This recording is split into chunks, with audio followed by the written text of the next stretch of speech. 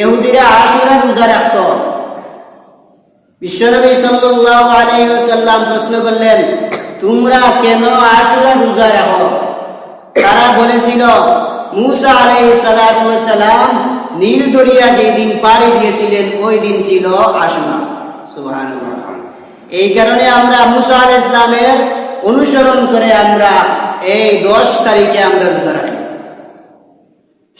বিশ্বনবী সাল্লাল্লাহু আলাইহি ওয়াসাল্লাম তার আগের উম্মতদেরকে বলে দিলেন, আমার উম্মতেরা শুনে রাখো, মুসা পয়গম্বরের উম্মতেরা ইহুদি জাতি রোজা রাখে আশুরার একটা। বিশ্বনবী বলেছেন তোমরা আশুরা রোজা রাখো 2টা।